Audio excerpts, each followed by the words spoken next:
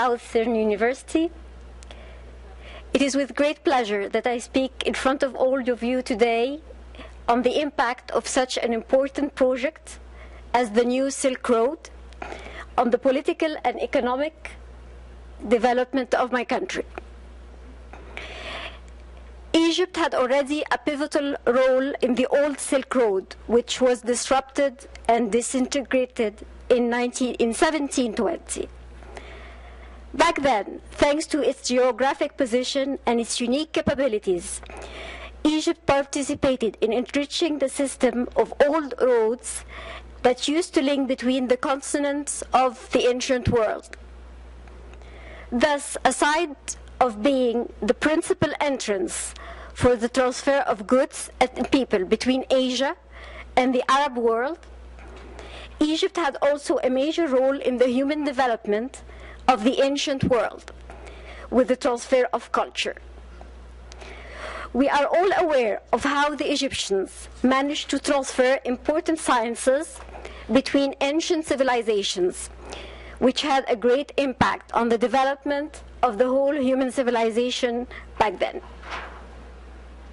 Thus, as soon as the Chinese president, Xi Jinping, announced in October 2013 his initiative of reviving the Silk Road in both its maritime and land sections, the Egyptian-Chinese relations gained a new momentum and were transformed into a full partnership between the two countries.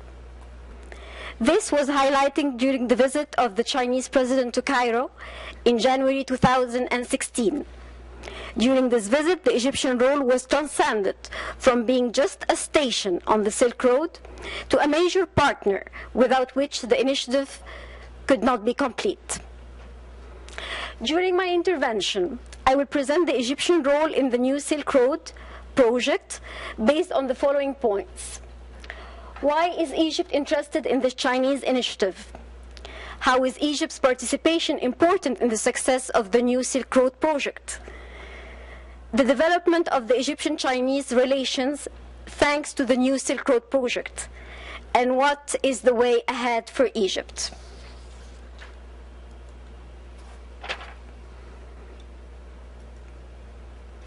So, my first point is, why is Egypt interested in the Chinese initiative? Egypt and China both share the same vision when it comes to the objectives of New Silk Road.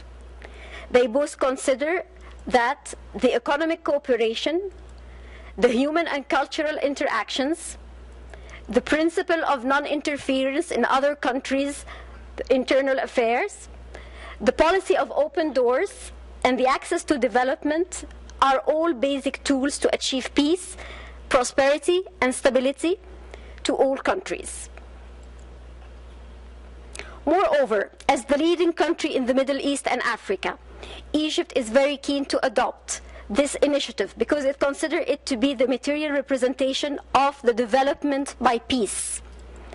In fact, Egypt sees the New Silk Road to be the economic and developmental gateway that will give solutions to the region's economic and political crisis and will overcome the sources of clashes through the establishment of dialogue and interaction between nations. As far as the main objectives of the New Silk Road are concerned, Egyptian expectations consist of increase in the trade flows, creation of global added value chains, harmonization of economic and monetary policies, development of transportation infrastructures and networks, adjustment of projects between the different beneficiaries, and support of understanding between nations through cultural and people exchanges. All these objectives are in line with the development strategy of the actual Egyptian leadership, consisting of sustained development and big national projects aiming at ameliorating the Egyptian infrastructure as well as the renewal of both the industrial and agricultural sectors. These objectives are also in line with Egypt's endeavors to promote its financial and monetary policies and to improve its administrative structure through adopting the most up-to-date technologies. My second point is about how Egypt's participation is important in the success of the new Silk Road project. Egypt has always had a pivotal role in the international trade flows and in China's foreign commercial transactions because of its geographical position as a center between three continents, Africa, Asia, and Europe. It is the only crossing point of the maritime Silk Road between the Indian Ocean and the European continent, as well as Northern Africa. Thus, it is impossible to realize the Silk Road without Egypt's participation and partnership. Egypt is actually conducting the biggest and most comprehensive infrastructural development in the Middle East and Africa. The new Suez Canal is the international maritime passage linking the Indian Ocean with the Mediterranean Sea. It benefits from unprecedented power to absorb the estimated increase in commercial flows for long years to come. It also enjoys a preferential treatment in the economic field from the east of the United States and South Europe till Southeast Asia. In parallel to the new Suez Canal, Egypt is also investing in development pathways by connecting roads and transportation networks. The most recent pathways are East and West Portside Port, Al Adabia Port, Ain El Sokhna Port, El Arish Port, El Tur Port, and the Ismailia Technology Valley Project.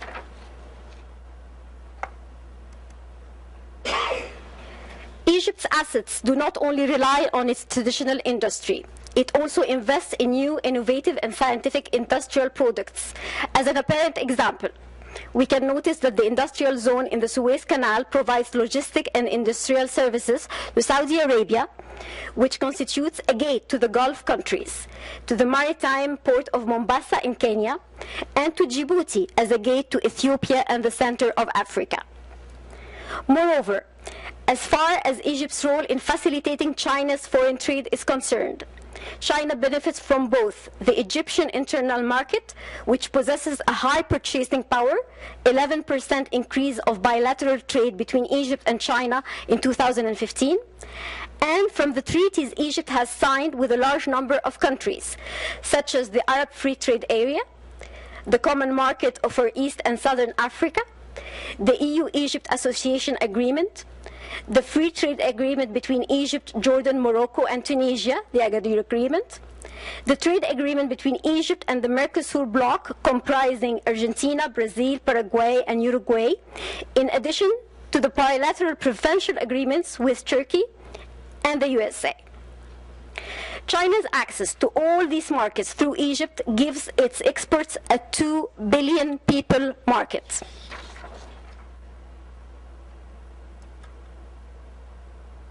My third point, the development of the Egyptian-Chinese relations thanks to the new Silk Road. Although Egypt and China have shared centuries-long relations and 60 years of official bilateral diplomatic ties, I would like to underline 2016 as a crucial year in the development of these relations. In fact, during the Chinese President Xi Jinping's visit to Egypt in January 2016, the bilateral relations were promoted to a comprehensive strategic partnership. A Memorandum of Understanding, MOU, was signed between the two parties to implement the Silk Road project, in addition to the signature of 20 different Memorandum of Understandings, including the development of the Suez Canal corridor and the construction of a new administrative capital, and the expansion of bilateral cooperation in trade, finance, space technology, energy, human resources development, and security.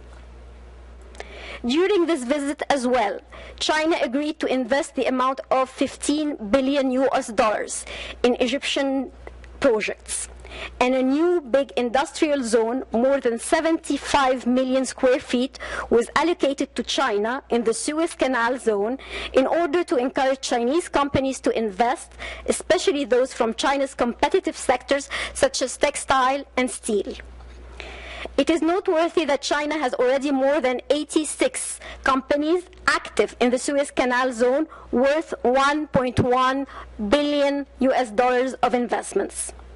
China is also benefiting from Egypt's being one of the founders of the Asian Infrastructure Investment Bank, AIIB. So what is the way ahead for Egypt? Egypt benefits once again from its geostrategic position in the African continent. China's vision intends to include the east coast of Africa and is building important infrastructure projects there, among which maritime ports in Tanzania, railroads between Mombasa Maritime Port and the Kenyan capital Nairobi, and modernization of maritime structures in Djibouti. Therefore, Egypt's position will allow the Chinese party to have access to the east coast of the continent and to its center as well. Recently, a string of sizable natural gas discoveries has been made in the eastern Mediterranean region on the coast of Egypt's Nile Delta. These finds attract China, who is considered to be one of the biggest markets in the world in the consumption of natural gas from the time being and in the future. From all what has been presented in my intervention, it's clear more than ever how such an important project as the new Silk Road project impacts on the peace process all over the world. My country, Egypt, is part of 10 regions, the Middle East from one side and the African continent from another side. And for decades, it participated in trying to find a peaceful solution and just solution to these ongoing conflicts. Notwithstanding all the efforts that were exerted, the situation in these regions is still volatile and fragile. Peace through economic development is thus not only a new paradigm, it is also a new viable solution, as political and military solutions have failed to achieve their objectives. And allow me to end my intervention with these citations of Lauren K. Freeman, researcher and editor of Executive Intelligence Review magazine. Today, there is also an alternative future visible for African nations. It is represented first and foremost by the shift undertaken by the Egyptian government of Abdel Fattah el-Sisi toward crash programs of major infrastructures development, which would not only lift up the condition of the Egyptian people, but also link up Africa and the Euro-Asian continent. The second quotation, Egypt can indeed be a model for nations in Africa and throughout the world of how to turn around an economy for the general welfare of its citizens, present and future. I thank you.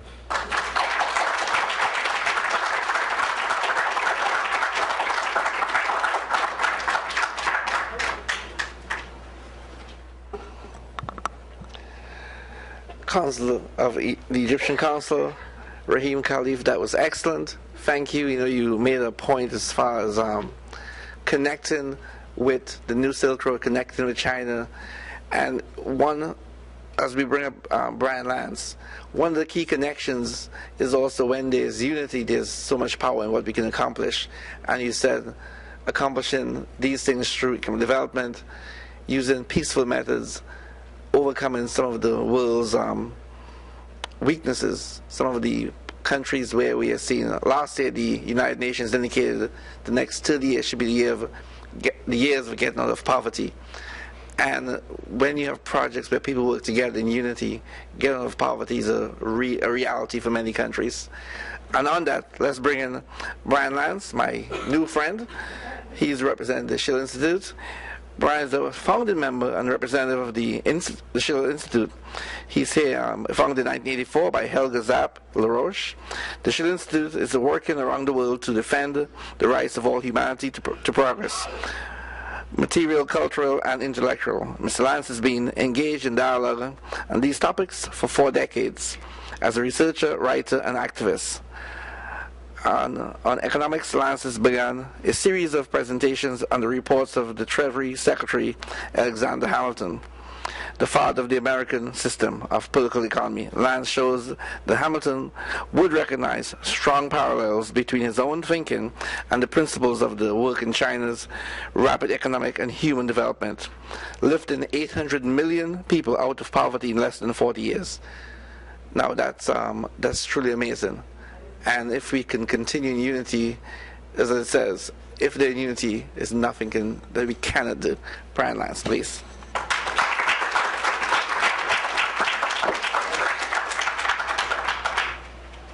Thank you, Professor Rodriguez. Can I be heard, or should I? No. Okay. Testing. There we are. Okay. All right. Okay, let's see, we got to get that out of here. I get it for you. Okay. Thank you.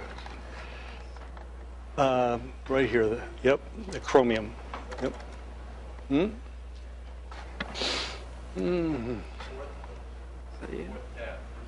That's what he just clicked on, and it brought up her. Try the chromium again.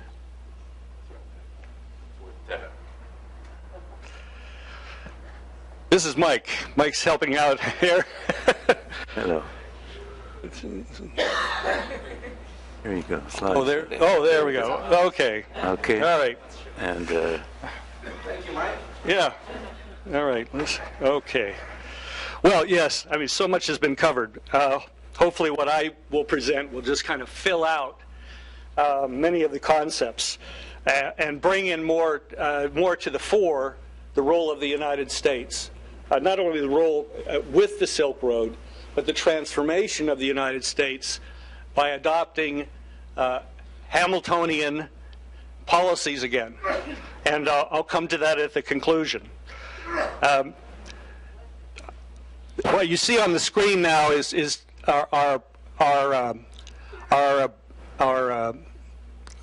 well, it's the conference that we held in Berlin, as noted there, in June of just this last year, creating a common future for mankind and a renaissance of classical culture. There were participants from 23 countries that took part as in presentations over those 2 days. And the key point I want to start with, and it really underscores what Council Khalif referenced or closed with, that we really are on the verge, on the cusp of creating a global security concept to replace geopolitics. And I want to just say a word, because that word gets thrown around. I want to say a word about it. Power blocks. The enemy of my enemy is my friend. I have no permanent friends, only permanent interests. These are geopolitical concepts, the Cold War concepts, concepts of empire and so forth. It goes back to Sir Halford Mackinder at the turn of the last century. But we're still operating, in fact, operating more today, or have been, in that framework, in thinking about the world and our role in it. But now, with the new Silk Road, with the Belt and Road Initiative, the BRICS nations, we have a just new world order coming into perspective. And security is security through economic development. It's security through finding the basis of collaboration among nations, as Deputy Consul General Shao, as well as Consul Khalif have emphasized. Win-win, mutual benefit, mutual consultation, and so forth. These are terms that are used on the Belt and Road. Ambassador Chas Freeman was one of the speakers, one of the keynote speakers at our conference in Berlin. He's one of the United States' most senior diplomats. He translated for President Nixon in the trip to China, the opening up to China. He went on to become a major ambassador in the Middle East. And he continues to play a major role in foreign policy making. In speaking at our conference in June, he emphasized, he said, that the Belt and Road Initiative, what China has undertaken, is the greatest infrastructure program in the history of mankind. And if the U.S. were to cooperate with it, the world would breathe a sigh of relief.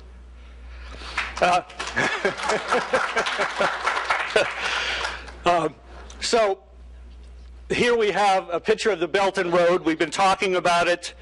This is from Mercator.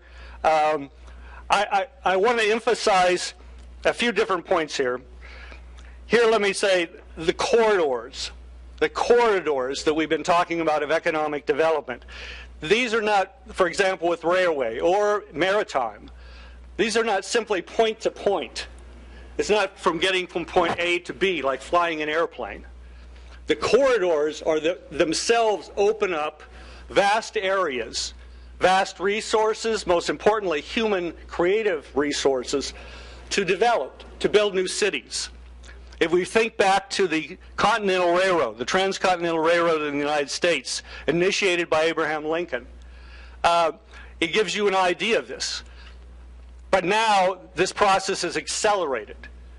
And so you have these projects, inland ports, new cities, transportation hubs. There are now, for example, across the Eurasian land bridge that was referred to earlier, you now have 39 different routes between China and Europe, Europe including Russia, 39 routes. You have just signed the agreement to build the railroad from Moscow to Kazan, high-speed rail. When that's completed all the way to Beijing, a trip that takes weeks will be a matter of hours. These projects transform space-time relations among people and the productive process as a whole. Everything changes. Relationships change. In terms of China's own development of high-speed rail, in which it leads the world, as you probably know, over some 20,000 kilometers of high-speed rail. We don't have a single mile in the United States yet. We've got to get on that. There was the idea that these railroads being built by China would in fact never pay off. The costs were just too enormous. How could you build such projects?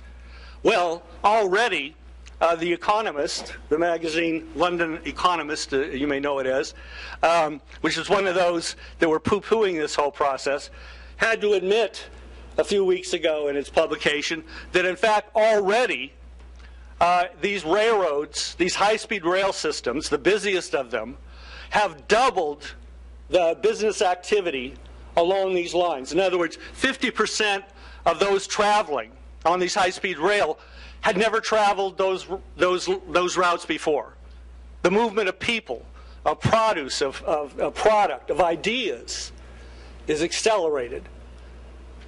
So the very relations, the very nature of human thinking, and thinking in terms of what's possible and what can be brought into being, are changed affirmatively. A kind of optimism is spread. Let me continue here. The corridors, but I've covered that. I just want to give you a picture. Most of you, I hope, have seen these. These are examples of high-speed rail trains in China. You also find them, of course, in Japan. But this is what we're talking about. 300, 400 kilometer an hour high-speed transport. A grid of this, transforming relations. Think of that in terms of the United States. I wanted to also emphasize that this process that we're talking about here, this new concept of global security, this is already a complex of nations. Deputy Consul General Shao was emphasizing the Belt and Road Initiative, rightfully. It isn't just a matter that he's from China. It's something to be rightfully emphasized. It's the cutting edge. But already we have the BRICS nations, which have come into being: Brazil, Russia, India, China, South Africa, the BRICS nations. This is a cooperative arrangement among nations, and they'll be holding their next annual summit in Beijing, I believe in September. This represents another overlapping collaboration of efforts. There's the new development bank that's been created by the BRICS nations, other associations, cultural exchanges, scientific forums, new schools, and so forth. Now, in terms of Africa, to put a little more meat on the bone, on the left is a photograph or a schematic of roughly the railroad system that's existed in the continent of Africa up until now. Almost all of it's colonial railroad that simply moved material from the mines to the ports. Simply a colonial policy, really a one-way ticket. On the right is the process that's beginning to be built out. One of the most recent railroads that's been open, and you may have heard something about this, is the high-speed rail or electrified rail from Djibouti to the capital of Ethiopia, Addis Ababa. Uncharacteristically, the New York Times had a wonderful article on this on February 7th by Andrew Jacobs, titled Joyous Africans Take to the Rails with China's Help. This is the first electrified rail to connect two countries in Africa. It already has averted famine in the area reached by it. Kenya has a similar railroad project underway, a collaborative effort between Kenya and China. And there's projects from Egypt, plans from Egypt reaching south, highways, rails, from Egypt down, as the transportation minister spoke about it last year, all the way to the Cape. These are the intentions. Part of that, if you go back to that last map, is for the first time rails that reach all the way across the continent. For the first time in Africa. Here's another project. And let me just mention a few in terms of the complex of nations involved here. Besides the BRICS, there's the institutions like the Asian Infrastructure Investment Bank, of course. There's the Shanghai Cooperation Organization, ASEAN, are all being brought into this collaborative effort. So I just wanted to fill that out. But here we have a map of what will be one of the largest projects. If you look at the smaller map up in the upper right-hand corner, you get the dimensions of this. This is a water project for the Chad Basin. Lake Chad, which is drying out, which has created a festering hellhole as it's collapsed. Boko Haram is active in the southwest part of this area, just as an example, and so forth. Well, this project, which we have promoted for over a decade, probably 2 decades, was referred to as Project Transaqua. It was developed by Italian engineering company, but no one would take it up. IMF, World Bank, you name it, consortia, no one would take up this project. It will move water from the tributaries to the Congo, not from the Congo itself, through a system of dams into a canal that will run northwest into Lake Chad. But along the way, it will open up a tremendous area for economic development.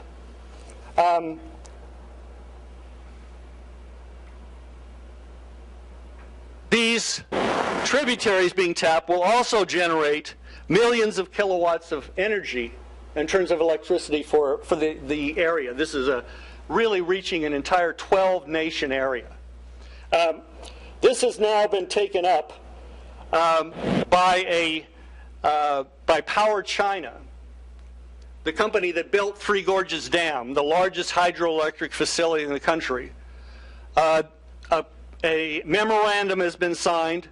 Power China will now work through and update Transaqua, and together with the Chad Basin nations and Nigeria, they will then move on. The intention is to move on and construct a project that will take decades to complete, but will transform 12 nations in terms of their capabilities, in terms of the possibilities of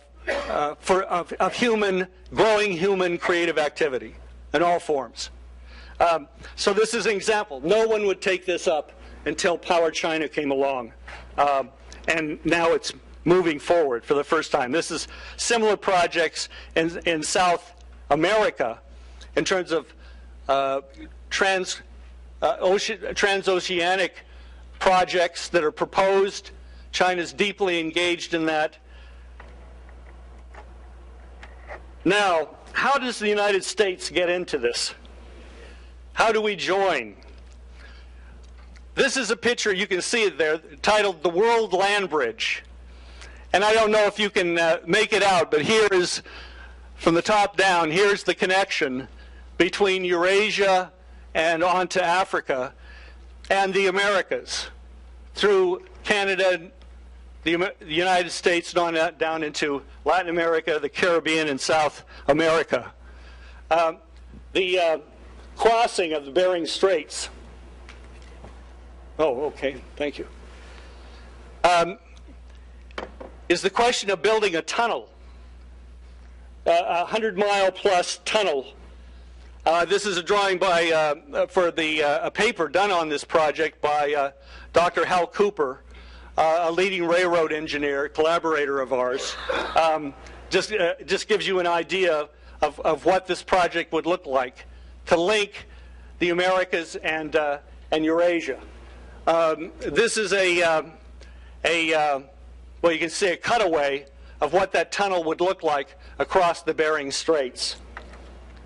Now, this has been proposed since the 19th century on both sides of from the American side and from the Russian side.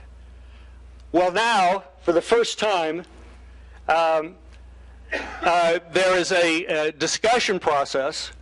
The same parties involved in the Russia-Kazan high-speed rail are now planning to build, this is in the planning stages, but the intention is to build a rail system up to the Bering Straits. Why not cross it? Now, in the United States itself, this is one proposal in terms of a U.S. high-speed rail system built out in 2 phases. A total of 40,000 miles of high-speed rail and maglev. The second phase in red is maglev, which takes us to the next level. Why would we do this? We would do it for the same reasons that the Eurasian Land Bridge, the Silk Road, and so forth are being dealt collaboratively among the nations of Eurasia and Africa. How do you transform the workforce of the United States? How do you rebuild the productive capacity of our nation? This is just a simple, drawn from the U.S. government figures, of the collapse of the labor participation rate in the United States. We could also take charts of growing opioid addiction, suicide rates. All of this has been documented. It's all in the public domain, published from government sources. We're in a crisis in the United States. Well, we've got to create a future. And we've got to, and the part of creating a future is to create a new skilled workforce, not just of a certain level, but a workforce that increasingly sees itself as unlimited in terms of its capacities to grow and develop. high-speed rail is among the most efficient ways to transform your own population, to move it up the skill level, to move it up the educational and cultural level, to transform the culture of the nation. If we want to bring the nation together, we have to bind it. Right? And we can bind it with steel, we can bind it with other forms of connectivity, but this is the process that we're now on the verge of. I don't know if you heard it, President Trump a day or two ago was saying, the Chinese have all this high-speed rail. We don't have any high-speed rail. And our airports and our airplanes are, our airlines are getting worse all the time. I mean, these are just quips, he kicks these around. But the point is, there's now a discussion of infrastructure being a necessary critical investment that now has to be made in the United States. This is a break with Wall Street. It's a break with the idea that money simply is made by making money. As opposed to the monetary process, a monetary process serving a more fundamental purpose, which is to grow the physical economy. And the core element in growing a physical economy is to develop the creative capacities of your people. And those people have been left on the side of the road, so to speak, over the last few decades. The collapse of our manufacturing workforce, inner city crises, you name it. Okay, that's the consequence. So now we have an opportunity. We have an opportunity to make a giant leap and build that world land bridge. Now, how do you finance this? China accumulated a great deal of foreign exchange in the course of trade over the last few decades. They're now utilizing that, they're leveraging that, not only for themselves but for the world. That's profoundly important. But what do we do? The Democratic Congress has introduced at least 2-3 bills to the tune of $1 trillion that they propose to build in terms of infrastructure. Their proposals is to go further into debt to do it. The Trump administration has circulated a proposal that would say to hedge funds and so forth, hey, we've got a deal for you. We're going to offer you tax benefits. We're going to basically give you tax breaks to the tune of $200-300 billion. And in exchange, you will come in and put $200-300 billion in as capital, and we'll create an infrastructure bank. And then we'll bring in the hedge funds, because, boy, we can create a revenue stream by building what? Toll roads. Building, Deputy Consul General Shao made the point. Large projects don't pay off in 5, 10, 15, 20 years. They're long. You've got to have foresight. You've got to have a commitment to the future. And you're going to build your way into that future. That's what you're doing with what you're putting onto the ground in terms of what we're talking about here.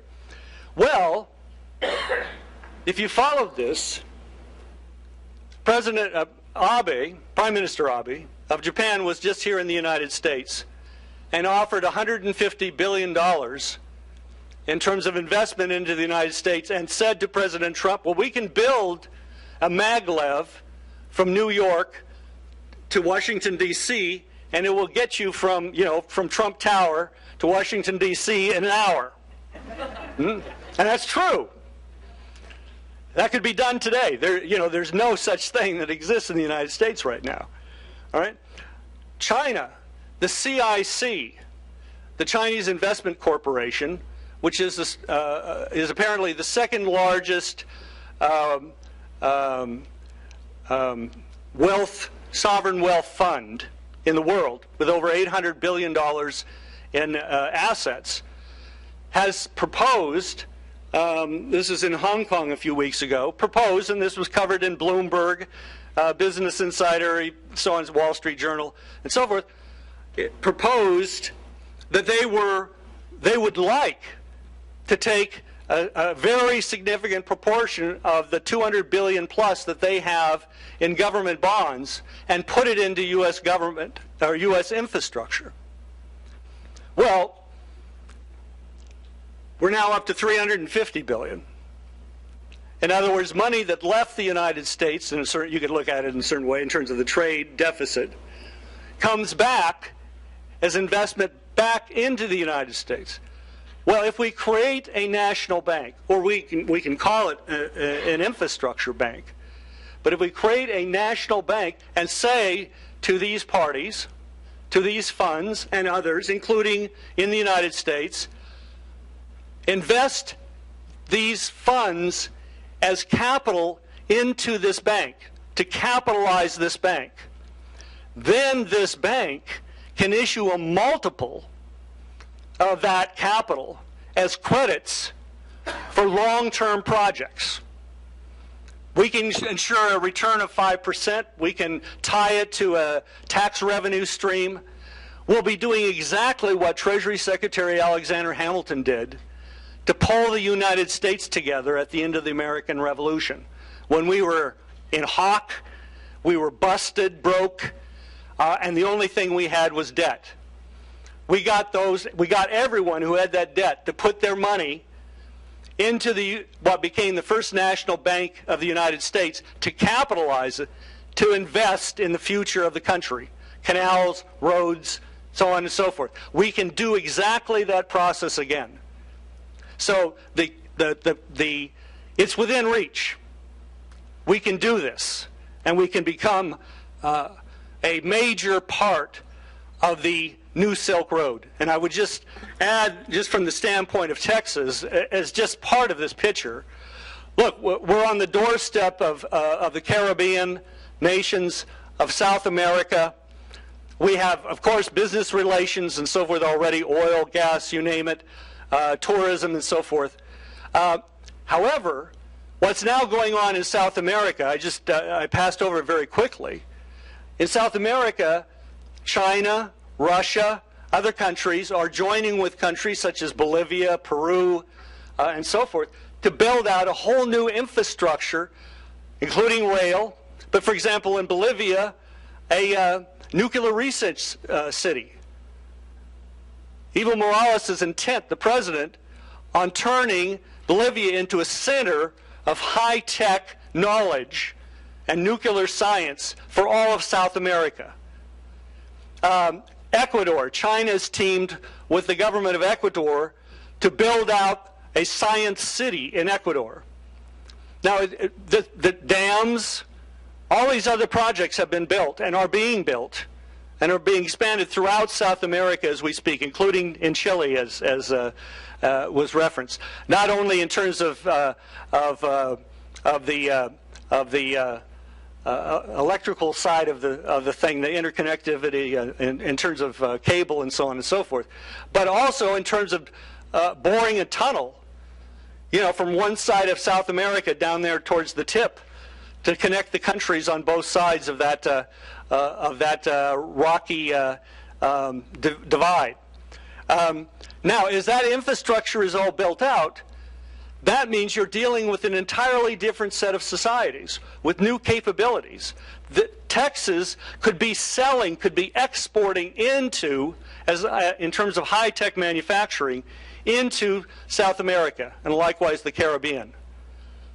As opposed to being oil and gas, and so forth, limited and so forth in terms of our capabilities and how far that reaches in terms of our own state, in terms of its repercussions, positive effects.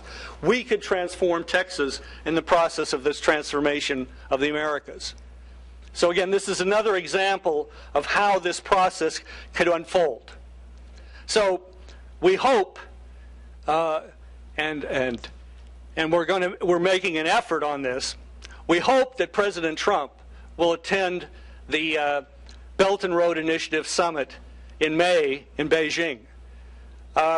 And likewise, our task here is to win over the American people to this perspective, which is really a revival not only of Hamilton, but of Lincoln, of Roosevelt, Franklin Roosevelt, of John F. Kennedy.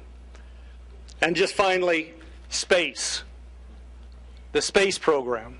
The revival of the U.S. space program. China is going there. It's going to the backside of the moon in the next year. The United States, I mean, as you know, we're dependent on Russia just to get to the space station, right? To get people up and down, but also the rocket engines, you know, of the Boeing Lockheed United company. Those rocket engines are Russian rocket engines. We buy them from Russia. I mean, look, let's, you know, and the way forward on this is a collaboration. Space is not empty. This is the frontier for the future of mankind, to move out and discover principles that affect us, that shape, for example, climate change in a way that we're not even looking at generally now, in terms of understanding that process. To other planets, discovering new laws of physics with very, very fundamental, real consequences for industry, for science, for knowledge, for medicine, and so on and so forth. So this is where mankind must go to gain control, ever greater control over his environment, for his own future, and we can go there together. Thank you very much.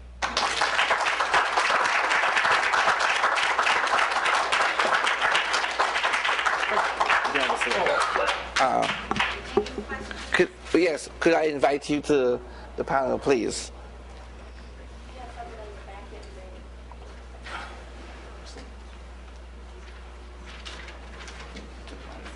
So,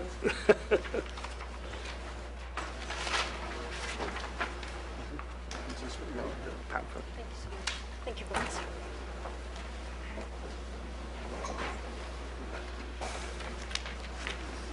Okay, I think we can agree. We have some hands. I have a couple hands up. What we will do, we have a microphone here. Please use the microphone since it's being recorded and